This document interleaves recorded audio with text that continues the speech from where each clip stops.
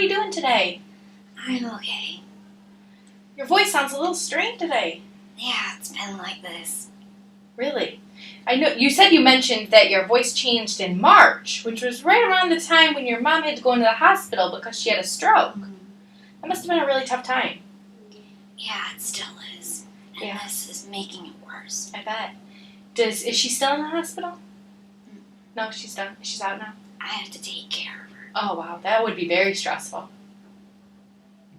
When you noticed changes in your voice, what kind of changes did you notice? A lot of strain. Okay. All right. Well, I want to show you this diagram over here and then kind of explain what we're going to be doing today.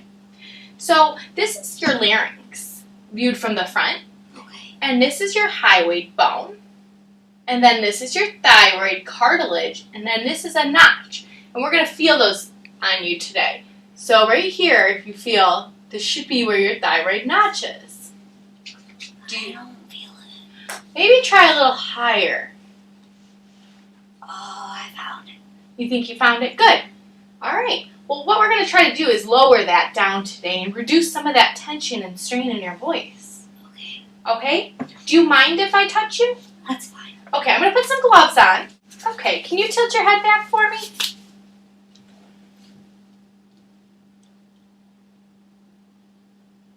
Ow. Does that hurt? Yeah. Would you like me to stop?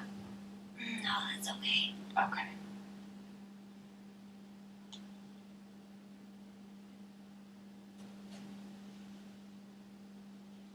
All right, can you please hum for me like this?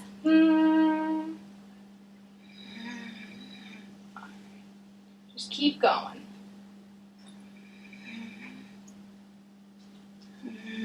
Good. Did you hear that? Did you hear that change? There's a little less tension in that. All right, keep going. Good. Now I want you to go like this and say, ah. Good. Keep going. See how good that is? All right. Now I want you to do this days of the week for me. Monday, Tuesday, Wednesday, Thursday, Friday, Saturday, Sunday. Good. That was very good. Did you notice the change in your voice? Yeah, I think I have my voice back better. It sounds a lot better. So you notice sometimes when we have a stressful event that occurs in our life, we can get a lot of tension in our voice, and we don't even mean to. But do you think that could be possible, that when your mom went in the hospital, it caused you to become a lot more tense, and that's maybe why your voice changed? Yeah, that makes sense. Okay. All right, so before we move on to doing some exercises, I want to talk to you about what's involved in normal voice production. So there's 3 different systems involved. So there's respiration, and that's just our breathing and the airflow that provides the source for voice. There's phonation, and that involves our vocal folds and how they vibrate to create the voice. And then there's something called resonance and a resonatory system, and that is the space that the air travels through as it leaves our body. The interaction of these 3 different systems is what gives us appropriate pitch and quality and loudness. So when talking about your voice and how you're experiencing some difficulty, that tells me that there's possibly some disconnect between those 3 systems. So I'm going to introduce to you some vocal function exercises today, and they're going to help regain some balance among those 3 systems. And hopefully they'll help to break that hyperfunction pattern you've been noticing. So we'll try them out, okay? Okay. So what they are, they're a series of tasks, and they're designed to strengthen and improve the efficiency of your voice. If they're done properly and if they're done routinely, then the negative qualities that you've described to me, like strain and fatigue, those should improve with time. Cool. So to explain it a little better, because it's confusing when we're talking about exercises for our voice, I want you to think about if you had an injury on your foot or your arm, what would you do? Go to therapy. Right, you'd probably go get some physical therapy, and they would instruct you to do some exercise to slowly regain some of that function and strength. So what I want you to think of these vocal function exercises as kind of physical therapy for your voice. Oh. So we can't expect any change if we don't practice and exercise these muscles. So that's what we're going to try to do. Okay. Now, I'm going to warn you that some of them may seem silly, but they all have a purpose. Are you ready to try some out? Sure. All right, let's get started. So the first one that I'm going to teach you is a warm-up. So like any other physical exercise, you have to warm up. Yep. So for this, first of all, are you a singer or are you musically inclined at all? No. No, that's okay. You don't have to be a singer to perform these exercises, so that's fine. So first, I want you to hold out the vowel E for as long as possible. And we're going to do this by making it sound very nasally, and it's going to be on the musical note F. So it's going to sound like this. Can you tell the nasally? Yeah. Yeah. So we call this the nasty E sound. And while it seems silly, there's a reason behind why we do it. In your case, it seems like you're experiencing a lot of tension in the larynx while producing voice. And so by asking you to make this sound E very nasally, we're forcing you to relieve some of that tension that's going on down here, and we're pushing the focus to be more up here in your nasal cavity. So we're kind of tricking the system in that way. Yeah. So let me hear another good nasal E. That wasn't bad. I heard a really kind of harsh onset for that. Could you tell that? It was kind in of the really, beginning? yeah. So I wanted to kind of to ease more into it. So now I'm going to ask you to hold it out for as long as you can, okay? And we'll be working toward the target of about 10 seconds eventually. So that's a pretty long time, but I want you to do it using an engaged tone, okay? So I'll demonstrate, okay?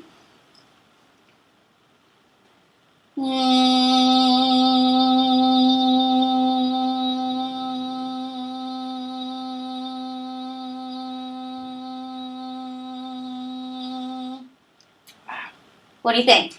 Very nasal. Good, that's how it's supposed to be. All right, let me hear you try it.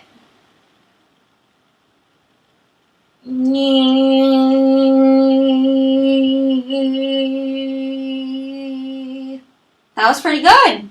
Did you feel that it wavered a little bit? How about we try it one more time and keep it as steady as possible.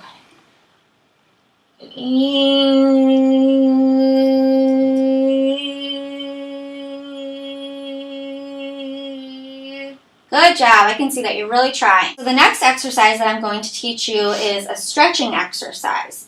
And it basically works out the muscles that stretch to give us our low pitches and our high pitches. Okay.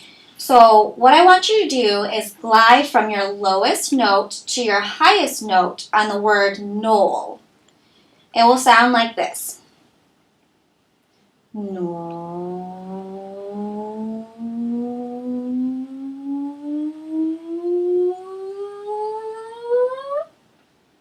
What do you think? Sounded like a whistle. Yeah, good. That's a good observation. So what you noticed was the frontal focus and kind of that lips buzzing, and that's what I want you to work towards, okay? The goal is for you to do this without any voice breaks. So did you hear how smooth it was when I did it? That's what I want you to work towards, okay? All right. How about you give it a try?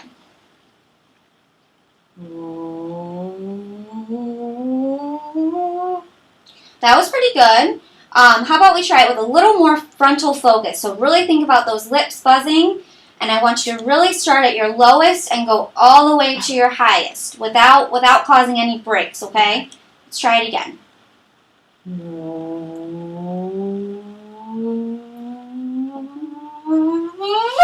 Nice job. Now we're going to do a contracting exercise. And basically, we're going to do the opposite of what we just learned. So I want you to glide from your highest note down to your lowest note on the word knoll. So I'll demonstrate that for you.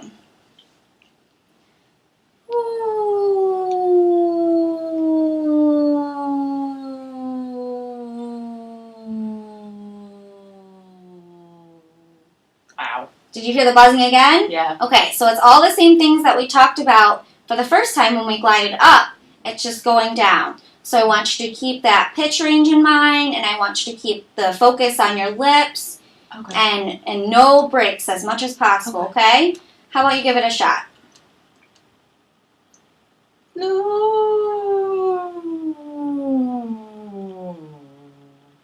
That was pretty good. How do you feel about that range? I probably could have gone lower. Yeah, maybe we could drag it out a little bit more and get some time in between instead of going right down right away. Okay. Maybe spread it out a little bit. Okay. How about you try it one more time?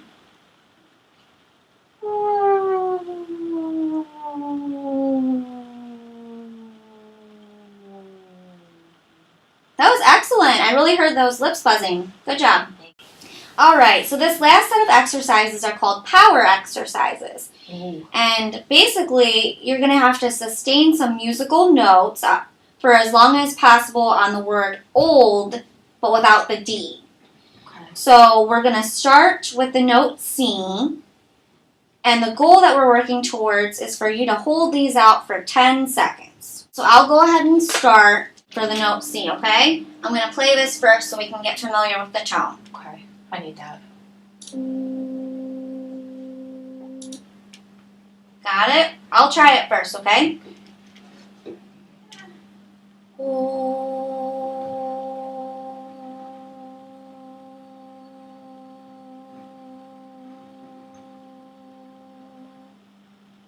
Now you try.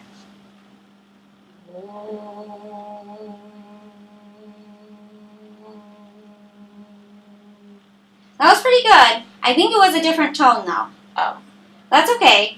Why don't I show you a trick that I used? This is a visual tuner, and when you're practicing these exercises and using different notes, you can turn this on and it'll show you what note that you're singing at. Oh. Okay? So I find this to be really helpful for clients when they're first starting out. Do you have an iPhone? Yeah. Great. So this is a free app that you could download on your iPhone when you practice these at home. Okay. I'll need that. This is C. See how it showed up C? Uh-huh. Alright, so I want you to try that pitch.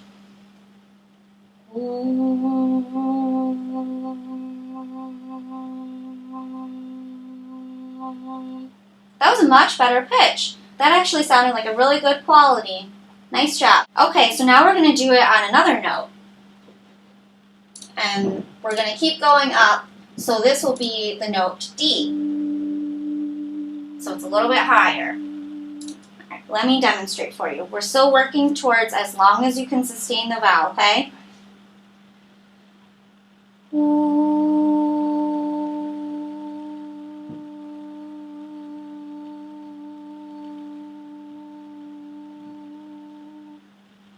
Now you try.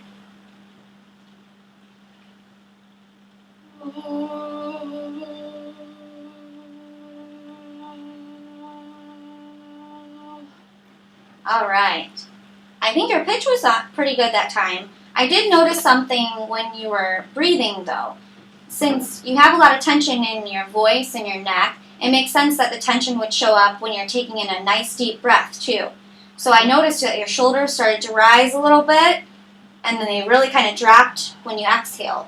So I want to help you control that breathing, because it's not about how much you really try to get that breath in. It's about how you use the breath, okay? So let's try some different breathing strategies. So I want you can place your hand on your stomach, and I want you to really think about when you take a deep breath in, your hand should move outward. And when you think you're at your fullest point, I want you to start right then and there to do the exhale and to start the note, okay? How about you try that? So that should help you when you do this exercise. Why don't you try it on the note? I'll play it.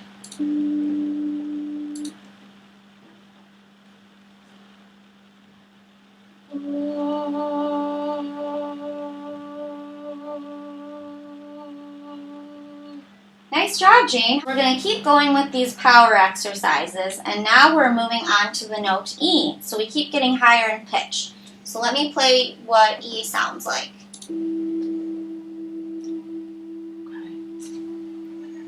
All right, we have our tuner ready. I can demonstrate for you, okay? We're going as long as we possibly can sustain the note.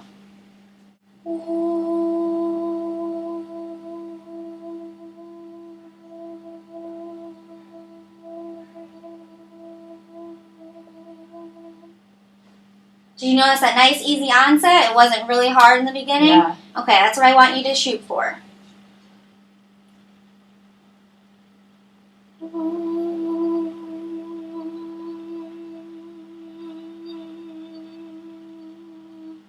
Nice job, Jane. Thanks. How about we try one more time? It started to waver a little bit, but you had nice control over your breathing. Okay.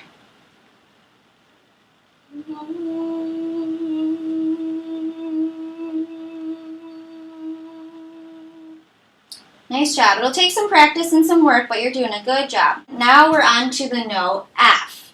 So I'll play that for you. And again, I want you to sustain this as long as you possibly can. So it'll be like this.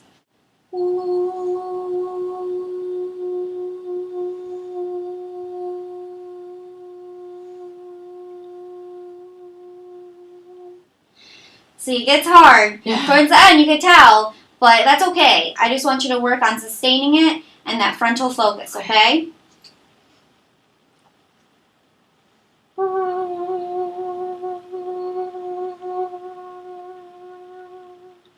That was good. I heard a really nice buzzing on the lips. Good job. How about we just try it one more time?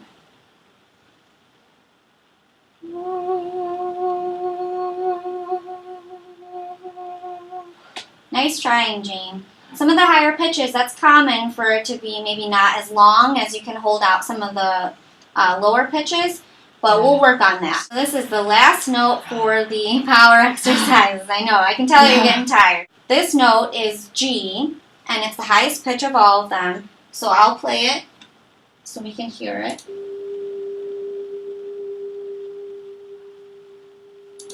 Alright, so I'll give it a shot first, okay?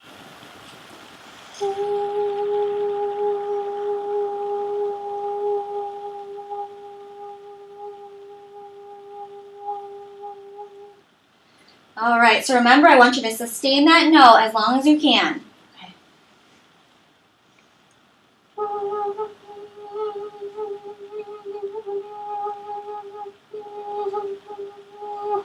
That one was tricky, wasn't it? Yeah. I heard some breathiness that time because you're really trying to get that note. Did you look at the tuner at all? No. That's okay. You're a little bit higher, so maybe try it one more time and just focus on that smooth pitch and that frontal focus, okay?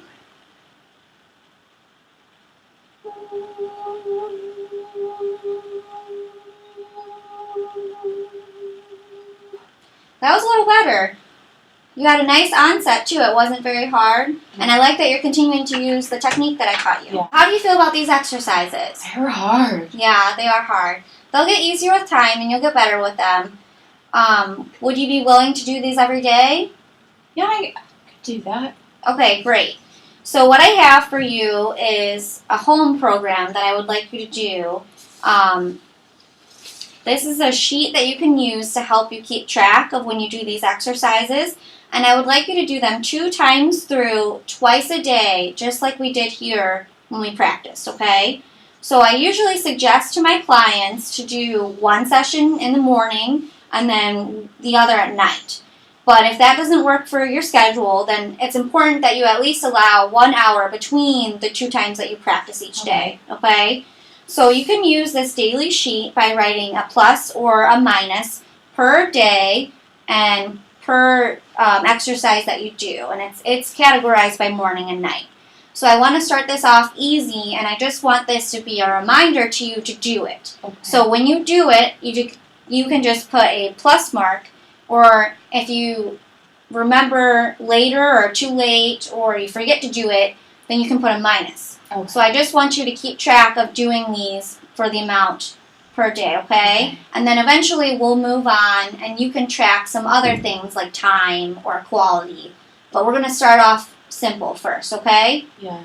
Another thing that I want to tell you is that if you experience some minor aching within the first few days, I don't want you to be alarmed. That's a normal response for many people because you're using muscles that you haven't been used to using, or you're using them in a more correct way than you're used to. Okay. So if we think about it, the vocal muscles are reacting like you would if you return to weightlifting and it's been a long time. You'd probably be sore, right? Yeah. Okay, so that's what you might experience within the first few days, but that should go away. That's already a little. Yeah. Do you have any questions about what we did? I can do that. Great. Hi, Jane. Has anyone ever talked with you about your voice in terms of anatomy or harmful behaviors? Not really. Okay, today I'm going to provide you with a brief review of the parts of the larynx and how they're supposed to move. This is an example of a healthy larynx. And these are the true vocal folds. Oh. And Yeah, they look familiar. you'll see that they move in a wave-like motion. Okay. And this middle part is called the glottis. And this is where the air comes out as it leaves your lungs. When the air comes out, it causes this vocal fold to move. Now, these are the false vocal folds way out here. They're usually not involved in phonation. Sometimes when someone carries a lot of stress, the muscles around there squeeze them together so they can get in the way of the true vocal folds. So do you think that's what's happening? I think so. So we want to try to make sure that we keep these false vocal folds out and we keep these true vocal folds healthy. Sometimes when there's too much tenseness and stress in the voice, you can overcompensate for that when you try to talk in a more natural voice. Do you notice that sometimes? Yeah, a little bit. I try to talk, Natural. but apparently it's a little bit still strained. But Yeah. it's getting better, I feel like. Yeah, sometimes that can be done by using more force, which can actually be harmful to the true vocal folds because they would hit together with much more force and they can actually cause lesions like nodules or polyps. Do you think could have that abuse? Maybe. The best way to prevent abuse is to discuss the main causes and become educated on prevention. Okay. I talk a lot as I'm a telemarketer, so maybe that has something to do with it. Yes, since your job requires you to talk a lot, it's important that we discuss ways to prevent vocal abuse, especially during times after your workday where you don't have to talk as much. Here's a checklist that I would like you to fill out daily. This way we can measure how often you use abusive techniques. Okay. If you bring it with you to each week's session with me, we can discuss changes in the behaviors, and if you've noticed any voice changes once we've tried to alter some of these behaviors. Being conscious about how often you participate in these behaviors will help reduce the prevalence of those abusive behaviors and decrease your risk of getting any of those lesions. Okay. Do you think you can do something like this? Yeah, I don't think it seems like it'll be too hard. Great, so let's discuss some of these behaviors and the effects they can have on your voice. Prolonged talking outside of the workplace can add additional strain on the voice, like excessive talking on the phone or singing in a choir. In order to help remediate some of your tension, you'll need some periods of vocal rest after a long day of talking at work. Have you done much excessive talking today after work? Yeah, I usually call my daughter after work when I drive home. Okay. And then doing these exercises, I feel a little bit. So why don't we put 2 tally marks under Monday in that row? Talking too fast is another behavior that can be abusive to the voice because it requires these true vocal folds to move very fast. Did you talk really fast at all today? I know this is kind of a hard question to look back on. No, I don't think I talk very fast because I'm on the phone. I Yeah. have to talk slower. Okay, yeah, that's good. So we'll just leave it blank for now. If you end up talking fast in any environment, just make sure you put a check mark down. Okay. Talking loudly in a noisy environment is also an abusive effect on those true vocal folds because more pressure and strength is required to make the air move through the glottis and past them. If you are using extra pressure to try to attempt to make your voice sound more natural by talking louder, the true vocal folds will be brought together quicker and much harder. Yeah, I feel like I talked a little bit loud today.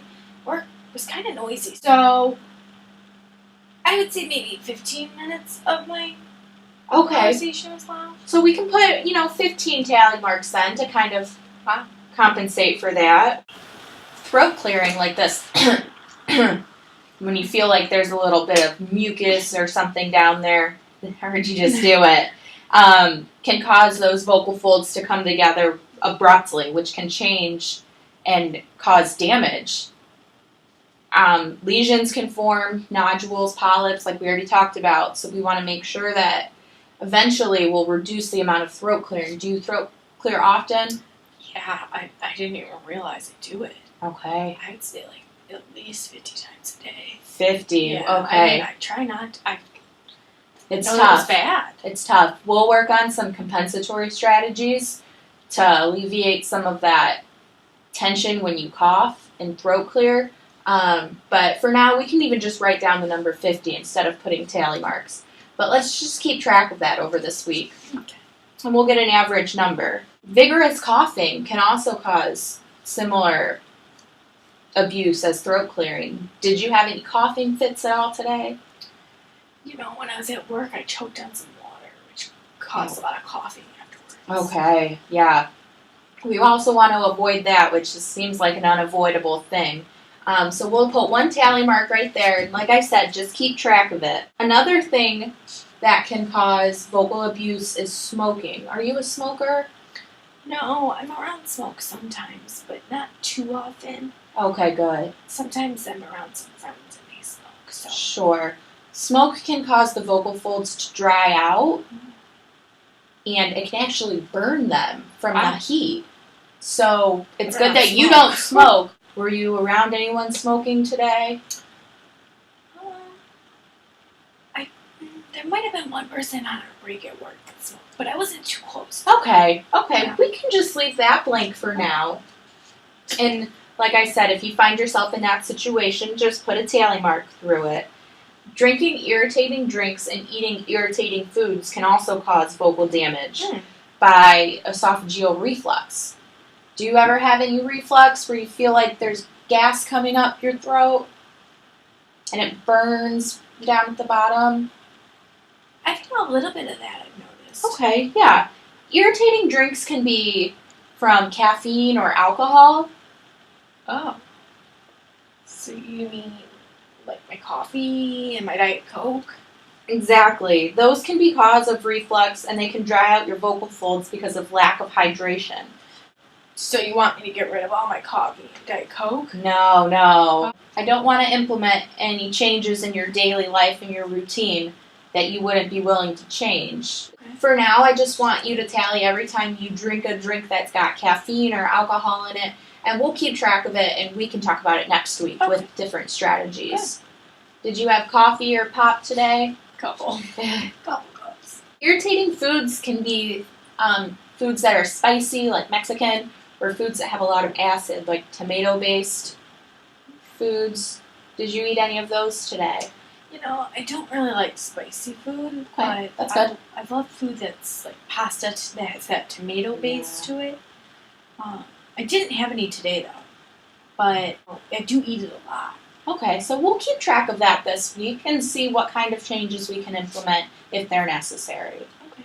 Now, I want you to keep track of these every day. It would probably be easiest if you could just carry it along with you in your purse, if that's not going to be too big of a problem. And just become more aware of how often you do any of these behaviors. You don't need to implement any changes in them yet, but be conscious of it. Yeah, this is really interesting. I didn't realize any of these things were hurtful to my voice. Yes, we want to make sure we can prevent any type of abuse. Okay, well, I'm interested to see how it helps. Great, I think great. it will be good for me to know.